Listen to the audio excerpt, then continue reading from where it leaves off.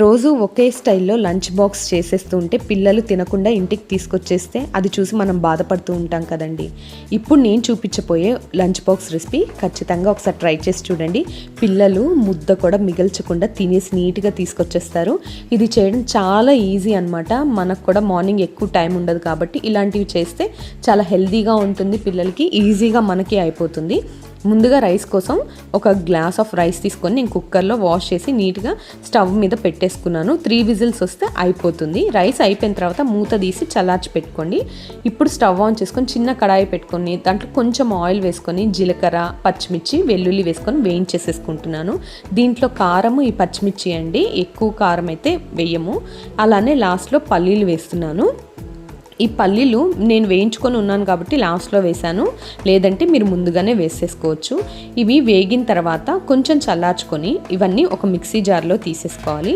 తర్వాత తగినంత కొత్తిమీర తీసేసుకోవాలి. ఇది కడిగేసి పెట్టేసుకొని ఉన్నాను. తర్వాత దీంట్లోకి మనం ఎంతైతే రైస్ కలుపుకుంటున్నామో, ఇప్పుడు కారం ఎంతైతే వేసామో దానికి తగినంత ఉప్పు వేసేసుకొని కొంచెం పసుపు వేసేసుకోవాలి. అలానే ఒక హాఫ్ లెమన్ పిండేసుకోవాలి. ఎక్కువ లెమన్ పిండినా దీనికి టేస్ట్ రాదనమాట. దీన్ని తేక్చా రైస్ అనేసి అంటారు. ఇది మహారాష్ట్రియన్ రెసిపీ, చాలా టేస్టీగా ఉంటుంది, హెల్తీగా ఉంటుంది. ఇది కచ్చాపచ్చాగా మిక్సీ వేసేసుకోవాలి. తర్వాత ఒక స్టవ్ ఆన్ చేసుకొని కడాయి పెట్టేసుకొని దాంట్లో కొద్దిగా ఆయిల్ వేసి ఇలా మనం కచ్చాపచ్చాగా మిక్సీ వేసేసుకున్నాం కదా, ఆ పేస్ట్ అంతా దీంట్లోకి వేసుకొని ఒక్కసారి వెచ్చ చేసామనుకోండి. ఆ తర్వాత మనం చల్లార్చుకున్నాం కదా రైస్, ఆ రైస్ని దీంట్లోకి వేసేసుకొని కలుపుకోవడమేనండి. చాలా ఈజీ, కాకపోతే చాలా టేస్టీగా ఉంటుంది. పిల్లలు ఎంతో ఇష్టంగా తింటారండి. చెప్తున్నాను కదా, చాలా హెల్దీ రెసిపీ కూడా, మనకి క్విక్గా అయిపోతుంది. చూడండి, అయిపోయిందండి లంచ్ బాక్స్. అంతే. ఇది మనం పిల్లలకి పంపించే బాక్స్లో ఈజీగా నీట్గా సర్దేసుకొని, కావాలంటే దీనిపైన మనం మిక్చర్ ఉంటే, పిల్లలకి అలవాటు ఉంటే నంచుకునే అలవాటు, మిక్చర్ వేసేసుకోవచ్చు. లేదంటే ఇలా కూడా చాలా టేస్టీగా ఉంటుంది కాబట్టి ఈజీగా తినేస్తారు. ఇది చల్లారిన తర్వాత కూడా టేస్ట్గానే ఉంటుంది.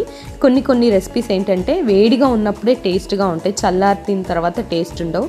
వాళ్ళు తినేటప్పటికి చాలా లేట్ అవుతుంది కాబట్టి ఇలాంటివి చేసి పంపిస్తే పిల్లలు చాలా ఇష్టంగా తింటారు.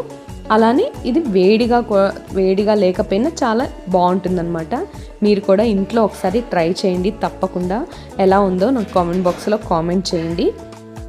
ఇలాంటి రెసిపీస్ కోసం, ఇలాంటి వీడియోస్ కోసం మన ఛానల్ని తప్పకుండా ఫాలో అవ్వండి. బెల్ ఐకాన్ క్లిక్ చేయండి. చాలామంది సబ్స్క్రైబ్ చేసుకోకుండానే చూస్తున్నారండి. మీ సపోర్ట్ నాకు చాలా ఇంపార్టెంట్. సో సబ్స్క్రైబ్ చేసుకోండి. నాకు వచ్చినవన్నీ, నాకు తెలిసినవన్నీ, మీకు ఇంకా ఏమన్నా వెరైటీస్ కావాలంటే నాకు కామెంట్ బాక్స్లో చెప్తే నేను నేర్చుకొని ఎలా ఉందో నాకు నచ్చితే నేను మీ దాకా తీసుకొస్తాను వీడియోస్ అన్నీ. తప్పకుండా మీరు కామెంట్ చేయండి. అలానే like and share. Thank you friends. Thank you so much. I want your support. Thank you. Bye.